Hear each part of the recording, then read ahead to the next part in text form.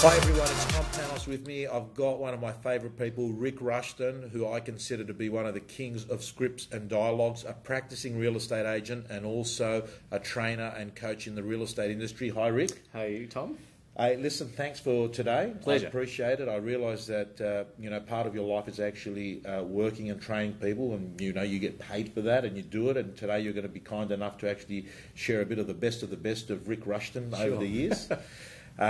Rik, for the viewers out there that may have not crossed paths with Rik Rushton, what's your real estate story? What do you do, and how do you do it? Well, look, for me, this is my 24th year now, just started. So that's like anyone who's been in it for more than a couple of decades, Tom, you're always looking for new ways to sell old fundamentals. So for me, what keeps me going in the business from a sales perspective is to try and find new ways of selling the old fundamentals of why buyers should buy and sellers should sell. So I entered the business back in the boom days, had busted in the late 80s, early 90s. Interest rates were 17.5%. Commissions down here in Melbourne and Victoria were fixed, so you really couldn't do much in terms of that. They were sort of regimented by the government at the time. So an average house that might have sold for $100,000 in them days, $2,660 came into the company, and if I listed and sold it, I got 30% of that. An average house in our town in 1988-89 that had sold for $100,000 was now worth $80,000 in 1990. That's how much the market had come back. So what I learned very quickly was if I was going to get in and rely on being good at being yourself, I probably wasn't going to go that well. So I had to very quickly get away from being just a nice guy to learning how to be a true selling professional. So as I look back now, Tom, that was the best grounding for me. A tough market, high interest rates. The lucky sellers were on a 13.5% fixed rate, I think it was. So when I look back on it now, it was a great school for me to learn in because I didn't want to wait 2, 3, 5, 10 years to get good at it. Yeah. If I knew you were in my office and you were doing well, I'd want to exchange an hour or two with you and find out what were you doing that was making you so good. Yeah. Because if I could find out in a couple of hours what it took you 2 or 3 years to get good at, I could model that fairly quickly. So my real estate story was I went into sales, did okay, sold a lot in my first 6 to 12 months. I sold plenty. I sold heaps. I sold my car. I sold some furniture. I didn't do anything early on. I was just going on, meeting people, having some nice engagement with people, but couldn't get them to close. And that was my first introduction to learning about scripts and dialogues. My first boss at the time said, "I think you're likeable. I think you've got great drive. You've got good energy." But people just aren't buying into you for whatever reason. And we'd worked out that in my early 20s, I probably looked late teens, even though I was married. I had my own home, Tom. But people were sort of feeling like I was probably still a little bit young. So what I had to learn very quickly was, let's learn from those who are doing it well. And what I learnt from those particular individuals at the time was to say, people don't hire a birth certificate. They don't care what the numbers are on your birth certificate. What they worry about is what numbers are in the contracts that they're going to sign off on. You've got to explain to them that it's not about your age, it's about what number you can put into an offer for them. It's all about not so much what you do, but more importantly, does what you do work? And so I knew what I did worked. It just didn't work on a global scale, if that made sense. It only worked for people who knew me through family connections. And then in them days, I had to sort of get out and find out what was out there. But as probably you and I both know, in the late 80s, early 90s, there was no real Australian reference point for scripts and dialogues. It was all American-based. It was Tom Hopkins. There was a lot of that. So it was pretty challenging early, but like anyone, you learn from those that are around you in your office, then you find out who's working in your marketplace, take them out to lunch, find out a little bit about what they're doing, and I just start modelling some of their behaviour. Found some things that worked really well, some things that I would never do that they were doing, and you just, then through a bit of trial and error and a bit of experience, you kind of look back and you go, well, wow, it's now 2 years since I've made that adjustment, it's now 5 years since I made that adjustment, and when I look back on it now, from 1990 to 95, I probably was just running maybe 80% natural ability, 20% trying to develop. From 95 to 2000, it was the other way around. I was really looking, 80% of my day was how do I get better? Who can I get around to get better? And that started me looking for things and going to conferences, and I became a seminar junkie. And I'd be shattered if someone said that there's a real estate trainer or educator from that day that I hadn't heard of or didn't know, because I went to absolutely everything I could. You still go to training sessions today too? Absolutely. So what's behind that? I mean, you mustn't. I mean, you're a trainer yourself. Sure. And you've got, and we're going to get into it very soon because I want to touch on, like, I've listened to that CD you'd sent me, the top 10 scripts dialogues from the people that you work with. Yes. But you obviously feel that there might be things out there that you don't know, or what's the story about you keep going to training? Look, I think anybody who's very good at what they do is still looking for the next best idea that's going to take them, in my instance, my career to the next level. And if I can get to another level, I bring my team with me. If I bring my team with me, then I've got a really exciting message to share, and that's what gets me, I guess, into other offices around the country and around sort of, not globally, but certainly Australia, New Zealand, America, the countries I've spoken at. Yeah. It's all about the fact that I've got to find the next step and the next level. And I think anybody who's really good at what they do is still got that inquisitiveness to say, maybe there's a new way of doing it a little bit better. So I'm always on that quest. I think the day I stop looking for the next best thing, Tom, will be the day that I probably check out, because it's really what I think is almost mandatory if you want to stay ahead of the pack in this current real estate industry that we're in, because the marketplace I entered, totally different to the landscape we deal in today. So, Rik, let's go on and talk about some of the scripts and dialogues, because a lot of the audience I've got, and most of the people that watch these videos are people that are writing 200, 300 in GCI per year. Let's talk some of the dialogue and language that I really liked hearing you speak about is how to create listing presentations, particularly at open for inspections. Is there some dialogue there that you can share with us? Yeah, what I found was, for me, getting into six figures was challenging, but then getting from the next level up required me to probably say nothing too different to what I was already doing, but just sharpening it. So I'd stand at an open for inspection and greet people and welcome them. What I had to realise was I had to refine very quickly who was actually coming through that door. Was it a neighbour? Was it a genuine buyer? Was it a buyer who had something to trade in? What were they? So I used to try and figure that out, not so much at the open time, but in the follow-up calls. Right. What I realised very quickly was I could save myself a lot of time if I could really drill down quickly as I register them into the open as to what they were. So I'd meet you at an open, I wouldn't know your name yet, I'd just say, welcome. Yeah. What are you researching today, sir? Buying or selling? And normally you would say, oh, we're just sticky beak neighbours, so I'd know that you're a contact for my database. Right. Another typical response might be, well, we're a buyer, we're looking to get in this area. Now I know how to approach you.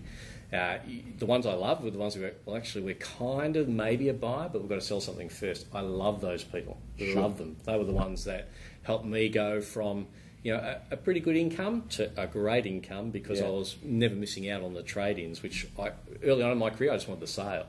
To actually use that dialogue was a strong gang, even though this is a free video, I've got to tell you, what Rik has just said there is worth tens of thousands of dollars if you nail it and you execute it well, and that is the ability to segment the person that you're meeting nice and early into what are they, a potential vendor, potential buyer, a vendor down the track. And the question that you sort of phrased in your words is, hi, I'm curious, are you researching or buying or selling today? Yeah, so I just say, so I actually just be more direct than that. I'd say, so what are you researching, buying or selling?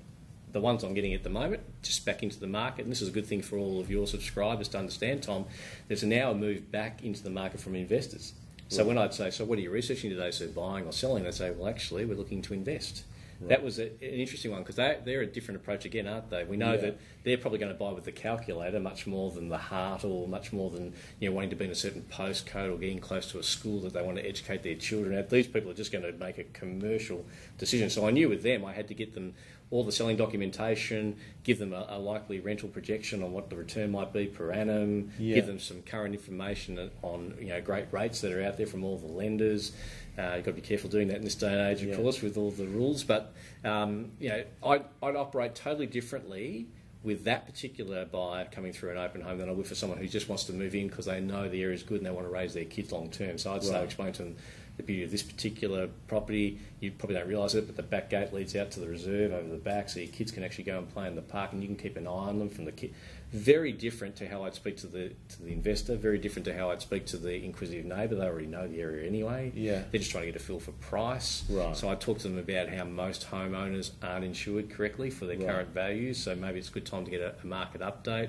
That would generate more appraisals for me. So I just found that dialogue alone was a dialogue that not only was working for me, but when I shared it with our coaching group, the people that I get the great fortune to work with, the numbers were staggering how many of our participants used that question or that dialogue to increase their hit rate in terms of generating more market appraisals, generating more sales effectively. Beautiful.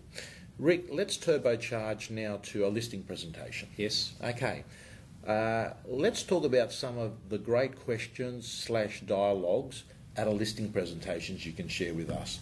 What has the research and your surveys of your agents show are really good cut-through questions? Yeah, I guess the best ones are asked not at the appraisal but before the appraisal. And that's give an at the first example. point. Yeah, so the first point of contact, that's all the why, what, the how, the whens, all the, I guess, the NLP, the old neuro-linguistic programming dialogue, which for me I learnt back in the early 90s through a guy called Tony Robbins, and if anyone sort of just Googles him, you'll find out enough about him for me to have to share anything more would be a waste of time. But the NLP questions are very much getting people in tune to what they value about doing something. Right. So when someone's looking to buy or sell, we think they're looking to either sell for as much money as they can or sell in the least amount of time, or what the NLP sort of studies will say to you is that people are doing it to meet a certain value internally. Right. So I try and tune into that as best I can, and I tune in before I broadcast at an appraisal.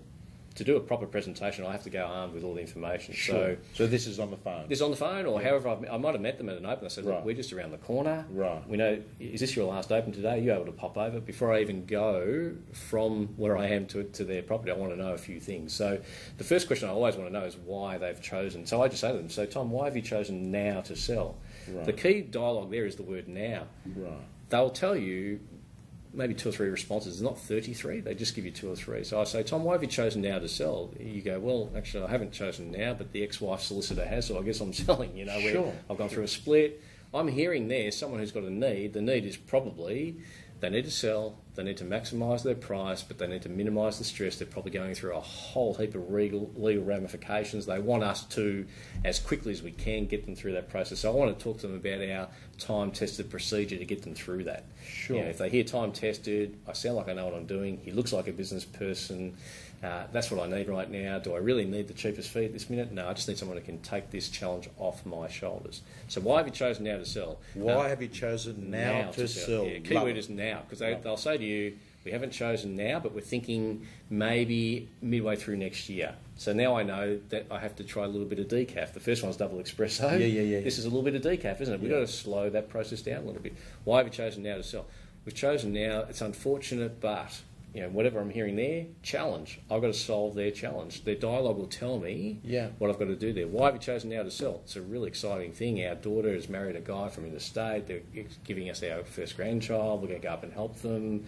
You know, we want to move to the central coast. That's an exciting opportunity. Is this when you mentioned before we got on video? You mentioned a little bit about the diagnose and prescribe situation. Yeah, absolutely. That's where you're at now. That's where I'm at. I'm a student of just about every real estate person I've ever been around, but the one who's had a massive impact on me is a great American. Again, I don't like using a lot of American examples, but David Knox, in my opinion, is probably the best real estate trainer on the planet, and that's davidknox.com for your subscribers. But not to say that what we do here isn't outstanding as well, but he was very good at pinpointing it for me. He introduced me to a guy called Dr. Stephen Covey, wrote a great book, 7 Habits of Highly Effective People. What's the main message out of that book?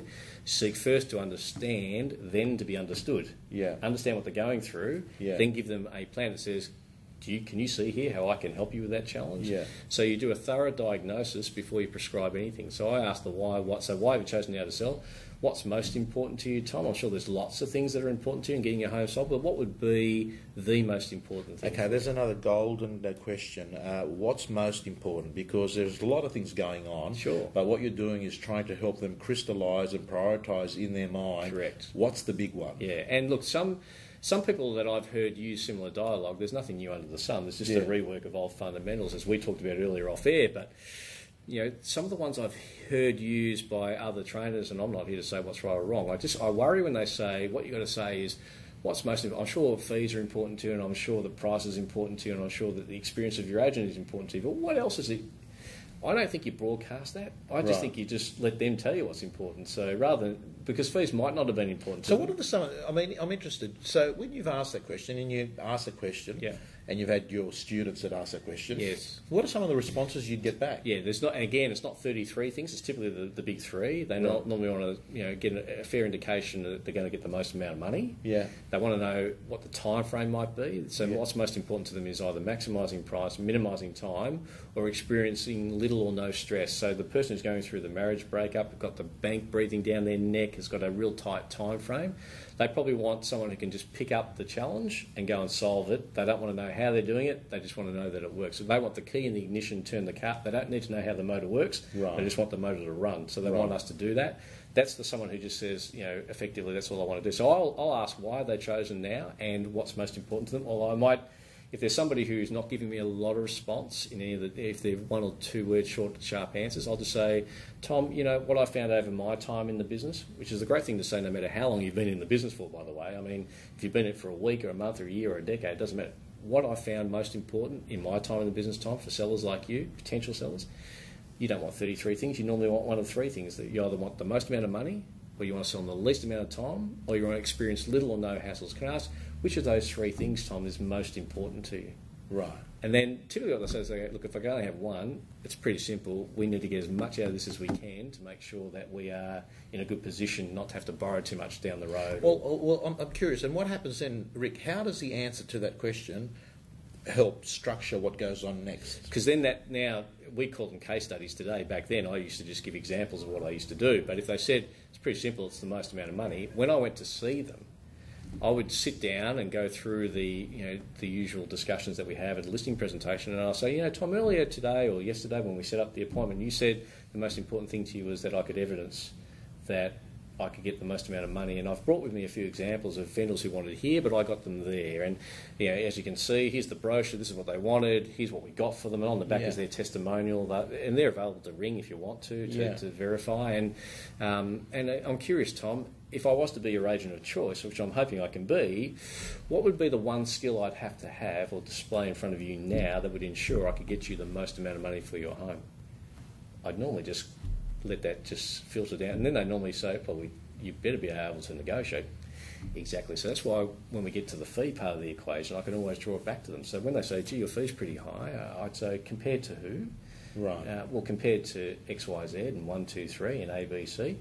Okay, that's probably reflected on these other examples I showed you earlier about how I get more money. So the cheapest agent isn't the one who just spruiks a fee to you, Mr. and Mrs. Seller. It's actually the one who can evidence that they get you more money. Right. Because it's all about netting more, isn't it? About a false saving of maybe $1,500, $2,000 here today doesn't really cut it if you lose 20 grand of equity tomorrow. So remember earlier you said to me you wanted a really good price, and I asked you. I asked you what test would I have to meet to make sure I could do that for you. You said you better know how to negotiate. That's why my fee's a little bit high. So in a funny way, this fee that kind of troubles you a little bit is indicating that I can do what I said I could do for you, which is negotiate the best price for you. So I'm glad we covered that. And normally they beautiful. I mean, you've got me now. You've whet my appetite, and I actually want to go into that because I actually think once you're at the listing presentation, one of the things that I get agents seem to ask me the most, or it seems to be the subject of that people have got a lot of opinions, is commission. I'm walking away from that business. They can have it at that rate, or I don't want it because it's not clean business. Let's talk about, once you're at the listing presentation, that's been outstanding. So far we've actually been able to talk about dialogue and language at open houses to create more listing opportunities and segment buyers and sellers into different categories. We've been able to do pre-listing conversations and help you understand and diagnose the situation. Now let's assume, Rick, you're at the listing presentation. The most common things that come up and the way to handle them, obviously price and the commission. Yes. And my favourite, of course, marketing. How can I improve on what you do, brother? Well, we need 4 pages, right? Can I talk a little bit about, when you're asked, and I've heard you use some excellent dialogue when a vendor says the other agent was cheaper. So normally what I do in that instance is I'd want to know who that is. Yeah. And when no matter who they say, I just go, well, look, that's no shock. We all know what we all charge. There's no trade secrets in our industry. So I know what XYZ charges, they know what I charge. I know what ABC charges, they know what I charge. We all know what we all charge. Knowing that to be the case, why wouldn't they just simply match My fee. Why do you feel that they're so compelled to come underneath my fee? Is it possible, Tom, that they know they can't compete in the arena of results, so they've got to go into the arena of discounts? I think your decision here today is pretty simple. You've got to decide whether you want a negotiator who can maximise your price or a discount agent who might save you a bit on fees today, but you run the risk of course, costing yourself equity tomorrow. So, in my opinion, and I'm biased, I think you should be hiring an agent for their negotiation skills, not their discounting mentality. Because if they can discount today to get your listing, that DNA probably shows up in their negotiation with the buyers, doesn't it? There's a chance that they might try and discount your price tomorrow. And I know you'd be sitting there saying, but that's okay, we want $1 million and we won't accept a cent under $1 million. But you can only accept or reject offers your agent's good enough to bring you. If they can't today show in front of you the skill set that ensures that their fee that they're asking for is value added and they can sell it, they've got no hope of selling your features and benefits. They've only got to sell one thing today, themselves. Yeah. Tomorrow they've got to sell the features and benefits of your home, plus all the hopes and aspirations you've got as a seller to maximise the price. They want to be good at it.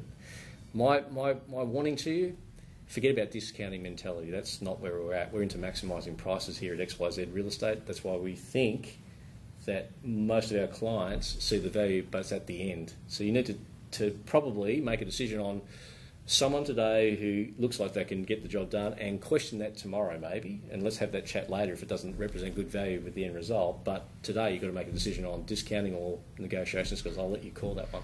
Okay, so that is absolute gold. That is press the pause button, go back, watch that bit again. If you're a bit like me, which is slow, and you've got to, read things over again or watch things over again, that's absolute gold, giving them the choices where essentially they're saying you're either going to pick someone that's a house price maximiser or you're going to pick someone that's a commission discounter. Yeah. And you just did that so beautifully. And I just think that for people to really grasp it, if they don't watch it again and internalise it so they deliver it in their way, they may have lost a golden opportunity that they can use for the rest of their life on fee negotiation. Gold, Rik. Thank you. My pleasure. Pleasure. Rik, can I touch on the advertising? Yes. Like, increasingly with the internet being a medium where people can market property, agents are consistently being faced the question of, I don't want to spend any money marketing. Have you got any useful language or dialogue there? Yeah, look, I think a lot of that stuff gets down to, again, tuning into what they're trying to achieve. And I always bring that back to what I qualified at the start. So you said to me earlier you want to make a move quickly because you want to get to the Central Coast to greet your new granddaughter and help your daughter and son-in-law, get your daughter go back to work and make all these things happen for you. My question to you is, when do you want to be up there? When your granddaughter's young, or when she's starting school? Because that's how long it can take to sell in certain markets that I'm dealing with. Yeah. So I just asked them how quick they go, we want to be there in a respectable time. I also asked them this, I said, what do you think's a reasonable time to be on the market at the moment? You'll be staggered what they say back to you, Tom. Right. Some of them will say, we think everyone loves our home when they come here. We think we'll be on and off the market in a month or in a few weeks. Some might say, it could take a while. When I explain to them that, you're right, you can be off in a few weeks, I can tell you what happens with the owners that do that. They're the ones who don't leave anything to chance. They have the 3 Ps in play. They have their price effective for today's market. They have their property presented magnificently. And as you know, there's living condition and selling condition, so they get their home into selling condition. The third thing is they promote their property effectively, which is right across the spectrum, because they know that the one buyer who might pay them the premium price in the time they want might not be actively in the buying or selling mode at the moment. We might need to trigger their interest. So depending on what you think is an average time and when you want to be sold by, they go, we don't want to spend any money on marketing. I'll say, so you want to be on the 3.5, 4 month list over here. Let's talk about that then. Right. I can tell you that that's pretty simple. We don't, how much does that cost us in marketing? Oh, not much at all. So what do we get for that? Not much at all. Right. It really is an investment back into your own asset to get the result we're looking for. If you're prepared to do what these sellers did, sold, as you can see here, 21 days, 30 days, 14 days. So what are you actually showing them when And you're so I'm doing it? showing them, I'm very visual with my Right. presentation, so I'm giving them examples of properties that we promote as a company, and then I'm showing them properties that our competitors will promote with their sort of logo kind of a little bit sort of hopefully digitalised to a Right. degree where it's not looking so obvious. But I'll just explain to them, if you were sitting in a cafe on a Saturday morning, Sunday morning, Yeah. and you saw these two ads, which one would spark your interest to want to get you involved in the buying or selling mode? And I think we'd all agree it'd be this one, wouldn't it? Okay, so we want that type of ad. Let's just pop that aside for a sec. So I let them sort of pick out what they like and dislike, and then we come back with this cocktail at the end, and we say, so putting all that together, that's $5,500 for our marketplace. That's massive. Right. So, whoa, we didn't want to spend that amount of money. Do you understand that that's only going to require us to get one more person to participate in the bidding sequence or the negotiation sequence before that $5,500 could be an extra $50,000? Then I give them the case studies, so I show them how that all works as well. So I get there what they want. Typically, when I ask them what they want from media, this is what they tell me. It'll be the same for most of your subscribers. They don't tell me what they want; they tell me what they don't want. Right. We don't want to go over the top with this, and we don't want to do this, and we don't want to do that. Okay, so what you're telling me is you don't want to be in the top 1% of what's sold in this area. Because that's what these are. These are the top 1% of what's sold in this area. And here's what they did. So here's the property. Owner wanted $850, got $927,500, and they invested $11,000 in me. Do you think that $11,000 was well spent? Because they actually trebled their money. There's no one I know who wouldn't see that as being a good value add. So I would do it that way. So I show them the result. Here's their media campaign. Here's their testimonial case study. Give them a call. Here's this one. Here's that one. By the way, here's someone who went with another agent, not us. Yeah. Went this quiet way. Just, everyone loves their home. People love it. They all want to buy it when they come here. The problem is none of them have a checkbook. They're friends visiting, right? Here's what they've had to say. And you need to hear these people. They've got a warning. Have you ever spoken to anyone who tried to sell and wasn't successful, Tom? What did they tell you? They'll normally say they went for the highest price that the agent spruiked without much evidence, and it was seemingly on face value the cheapest sort of media campaign. So I say we want to broadcast a wide media campaign, a combination of electronic and print. Yeah. We can't wait for the day when it's all electronic, but we're not there yet in this industry. And in fact, we're probably still in that marketplace where the buyer who shocks us, still to this day, the buyer who still shocks us is the one that was never even known to us until the negotiations with the intellectual buyer who's been studying the market, at all the opens, going to the auctions, staying on every website. They've made their offer, and we cop someone who says, I just can't believe this. When we first moved into the area 27 years ago, this house was a house my wife and I dreamed of buying. We can't believe it's available now. We want to come and have a look at it. We want to make an offer. That happens because they're sitting at a cafe on a Sunday morning, having a brunch, and they read a print media ad that they would never have seen if we just went with the electronic media, because they're not in that arena. So we want to make sure we're in every arena that these people could be playing in at any one moment in time. Absolutely. To ensure we get Again, excellent dialogue, excellent metaphors where you talk about the buyer that shocks us. I think that's powerful, the way that you've said it. And I think the power in it is the truth in it. It is the because truth. they do shock us, don't they? We get a lot of shocks in real estate about, wow, look at what that sold for. You know? Yeah. Well, we survey all of our clients, both buyers and sellers. You don't get 100% respondents, you just don't. But we tend to get pretty high levels. For every 10 surveys we send out, we'll get 6 to 7 back around those sort of numbers. The amount of buyer feedback that we get that was saying, it's quite funny how we said, what was the main motivational factor for you making the ultimate decision to buy? The intellectual buyer says it just, after all of our research, it just represented good value for money. Right. They keep on talking good value for money. I say to our sellers, the intellectual buyer is going to come here with a good value for money offer for them, but not the best value for money for you. Let's have a read of the person who wasn't even in the buying or selling mode, got disturbed on a Sunday morning, got disturbed at a friend's house when they saw a magazine on a coffee table, got disturbed when someone said to them, can you believe this? Have a look at this, wouldn't you love to live here?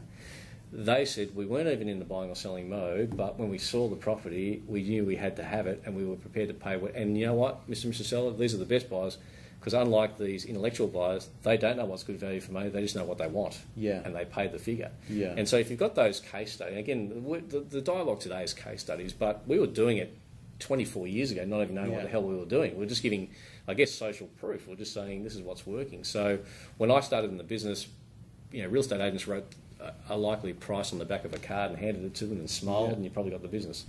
Today, the consumer probably knows more about it than we do. The comparables we're showing them, whether they be from the usual industry printout modes from RP data or whatever the like is, or your own sales evidence, they, as consumers, probably know those comparables better than you, because unlike us, we only see our own listings typically. Yeah. They've seen your listings plus your competitors' listings plus 3 in the area around them, and they know when you're showing them a house. I think this is a good example of that's the probably upper level. They're looking at it going, they don't tell us this, but they look at it and they go, we've been through that house. That house is nowhere near as good as ours. If we're starting to broadcast all this sort of wrong stuff, it's crazy what happens. If you just ask them some thoughts, have you seen anything on the market that's similar to yours at the moment? Is there anything that you think is similar to yours that offers an indication of what you might likely receive for your property? They'll say stuff like, we just saw one around the corner, they're asking this, okay, I understand, and you like that? Yeah, that's what they're asking, but here's what the report said it sold for, or the other way around. Right. You can do this sort of stuff, but here's what I know about that property. All the intellectual buyers are offering that, but this one passive buyer, the one that we didn't even know, who shocked us, coming out of the blue, here's what he paid. He was $58,000 ahead. Yeah. All of a sudden now, that $5,500 media campaign doesn't seem that expensive, does it? It gave a 10% return. That was amazing. And by the way, let's read his feedback for him. You can read it here. He wasn't even in the marketplace. He shocked us. We shocked him. Guess who else was shocked? That seller who said, what a great price. So if it's all about maximising your price, that's why we need to talk the holistic media campaign, not just the electronic media, which everyone does. Okay. So I think for people to get a lot of value out of this, like I'm going to watch this again tonight myself, because I'm really rating highly the commentary and dialogue that you're using, and I could, unfortunately the attention span of people on videos is around 25-30 minutes. Sure. And I just want to get more and more stuff in there, but that was just outstanding dialogue you've given me on fee and on marketing. Rik, your favourite piece of dialogue on that CD that you did, the top 10, is there anything else we haven't covered? I'd love to. I just love the closing stuff, because at the end of the day... Do you believe in closing? I believe in closing, yeah. I believe at some stage you've got to actually ask for the order. I used to do it early on in my career, Tom, when I felt I was going to get a yes. Yeah. If I thought I was going to get a no, I'd leave it and just hope that they chose me. But, having been around some of the really good operators, and many of them are in our town here in Melbourne, and there's many across the country, and for me, I've had the great fortune to travel and be around some really, really good ones. When I asked them what was the one thing that they thought they did that their average competitors wouldn't do, they normally would look me in the eye and say, I value what I do more than what they could ever value, so that's why I don't have any issue asking for the business. Right. So, the one dialogue I love is the dialogue that sort of, I pre-frame it by saying, look, I've really enjoyed this last hour of trying to find out what it is you're trying to achieve, and I think I've shown you here, Tom, how I can help you achieve it. Yeah. Is there anything that's yet to be covered? Is there anything I've said that might be of concern for you, or is there anything that's missing? If I get it, no, everything's great, well, fantastic. Well, look, the next thing that we've got to do now is just authorise this go-forward plan. Yeah. So my go-forward plan just requires, as you can see here, I've already taken the liberty of starting to fill it out. So we're the agents, you're the seller, here's what we've agreed to sell the property, here's how we're going to do it. Anything there that is not consistent with our thinking here, Tom, you'd normally go, no, that's fine. And now a good agent might go, well, I'll leave that with you, and when you're ready, just sign it and get it back into our office. I just never leave now without asking. I just look them in the eye and I say, Tom, I've really enjoyed it. This sounds like the plan. Have I done enough, sir, to earn your business? And I'd throw my hand out like that, and I'd look them in the eye, and I just expect to get a handshake. And I go, great. So all I need you to do now, authorise here, second copy's yours, and we'll get things underway. I would actually say that that's the dialogue that took my income from a pretty respectable level to an over-the-top level, because I didn't ask it when I felt I'd get a yes. I didn't ask it when I thought I might get an okay. I actually asked it every time, and I was okay living with a, you're kind of close, but you're not close enough yet. So have I done enough? Right. The good news is they'd say, I would tell you early on, it felt like maybe every second person said, yeah, I had, and I was excited by that. As I got a little bit more competent around that, and maybe a bit more confidence around it, and I was congruent, being that I believed what I was saying, yeah, I think it went more like 7 out of 10 and so on and so forth. And now again, it's not a great example for me to give because it's a fake stat, but because like 9 times out of 10 I'm going in front of people I've already dealt with before, so it's pretty easy to ask it. But I can tell you, back in the day when I was not too sure about whether or not real estate was even for me, once I'd learnt that dialogue and I started bringing that dialogue into my career, I watched it incrementally. Someone asked me this year in an interview similar to this, Tom, how much do you reckon that dialogue's given you? And I said, it's 8 figures, I know that. I couldn't give you the exact figure, but I know it's 8 figures because my income went from like here to there and just kept on increasing. The more I kept on getting confident around, have I done enough to earn your business? And you had to look them in the eye, you had to put the hand out, and you had to believe it. What a lot of agents struggle with when I coach them through that, they know the dialogue, have I done enough to earn your business? And they go, Tom, I've enjoyed this last hour, getting to know you, learning what you're trying to achieve. I think I've given you a solution here, and I'm hoping you're okay with it. And it's pretty consistent, isn't it, with what we've talked about? And so I've only got one more question to ask, and is that good luck with Ray White. Like they live out. Words without conviction are just empty air. So you've got to make sure that we've put some real belief in it and some real certainty around it. And that's the benefit you get from having experience if you've got it, or getting around people who've got experience. And you watch how they carry themselves. You watch how they shake a person's hand. They shake their hand like they expect to get the business. They're not there hoping that they'll get the business. They're not lining up for this in this arena. They're not at the start line hoping they get the listing. They're lining up expecting to get the listing because they're prepared well, qualified, done a thorough diagnosis. Now what they're prescribing meets that. And if they get a negative, they're saying, what have I missed here? What have I not heard? And they just add it and add it and add it, and then they close. That dialogue, have I done enough to earn your business, is the one that's probably had the biggest impact for me. Outstanding, and I don't want to underplay the bit that Rik talked about leading up to have I done enough to earn your business. It was actually really nice, simple, and it had no bad feeling about it, which is, here's the go-forward plan. It wasn't, here's an agency agreement that ties you up for the next 90 days and there's a small possibility I could be the agent from hell. You know what I mean? It was very nicely done, and I think that people should practice this stuff. Oh, absolutely. I mean, practice. Role playing was something I didn't know about until I was in the business. I role played early on in my career. The problem was I was role playing in the market. So every stuff up was costing my company at the time $2,660 on average. Today it could be $20,000 in the marketplace. So role playing is where I got much better at what I do, that's for sure. And like every elite professional, pilots go into simulators to learn how to fly better. Doctors go back into the theatre to practice on in different scenarios.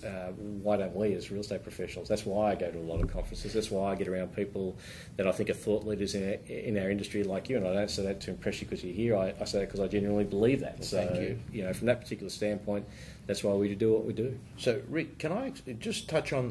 So we've covered a bit of dialogue, the thinking behind the dialogue. Role playing, you would do it with someone else. Absolutely, in the office. Absolutely. Well, for me early on, the challenge was there was no real, as we said earlier, no real Australian examples of dialogue. So I started recording myself, just talking to myself, just to A, to hear what I sounded like, and B, to see if I was listening to that, if I was tuning into that broadcast, would I actually be on the same frequency? So what I did was, you and I might work in the same office. I'd say, hey Tom, you and I, Monday, Wednesday, Friday, 15 minutes. We're going to get in before everybody else, 7:45, let's call it that. 15 minutes, I'm going to role play with you some of the challenges where I'm not closing well, I'm not getting VPA, I'm not getting prices in line with what the market reality is. And I want you to be as tough as you can and give me the feedback, and vice versa. So that's how I started with a colleague in the office, and then we'd start getting high tech. We'd video it, we'd look at each other, and we'd really assess it. We'd go, look there when you asked for the business, look, you looked away. Right. So you didn't have the lock on. So that really made it very good for me anyway to see a visual learning tool, and I'm a visual learner, so I need to see it. So from that particular standpoint, role playing today, in my opinion, and look, I still do it. We're role playing really today, aren't we? Yeah. And if it's good enough for someone that's been in the business for a couple of decades, it's probably good for someone who's been in for a couple of minutes. You should be role playing pretty regularly, and new people in our office have to do it consistently in terms of that. Okay, Rik. This has been outstanding. 2 or 3 final tips. If Rik Rushton was meeting Rik Rushton on his first day in real estate, what's the advice you'd give Rik Rushton? First advice would be to work hard on your skills. Yeah. Everyone wants to give good service, but you can get good service. I got good service when I arrived here from Julie downstairs, who smiled and greeted me. That made me feel good, but it's not going to be worth 20 grand. Yeah. Okay, so work on your skills would be the first thing I would suggest. Second thing is to work on your skills that are interlinked. Find someone who's very good at what they do, and take them out to lunch. Pay. Yeah. Don't order anything. Just have a pen and a journal and take lots of notes and listen to what and ask them what's the 2 or 3 things they do every day that works for them. And it might be as simple as saying they show up a little bit earlier, they stay a little bit later, they change their voicemail message every day. Who knows what the tip might be? But I'd learn that. And the last thing I would do is just always be inquisitive. Be on the search. Be on the search. Be on the search. So when a brochure comes for a elite performer that says I'm in town, come and spend an hour or 2 with me at a real estate gym. Yeah. You don't look at it and go, probably won't change my career, so I'll just stick with it, maybe see if I can generate a listing. Yeah. You're better off saying, I'm inquisitive. This guy's very good at what he does. Yeah. I'm going to go find out what he does. This gal's very good at what she does. I'm going to go find out what it is that she does. So, that would be the 3 things. Work on your skills, get around really good, talented people, find out if you can model anything that they do that can work for you, and always be inquisitive. The day I'm not inquisitive, brother, is the day I don't wait for anyone else. I just sack myself and get out and do something else. All right.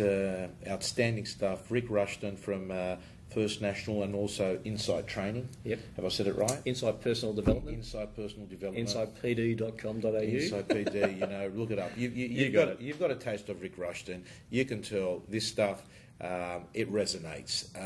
Thank you so much, Rik. Pleasure. Thanks, Tom.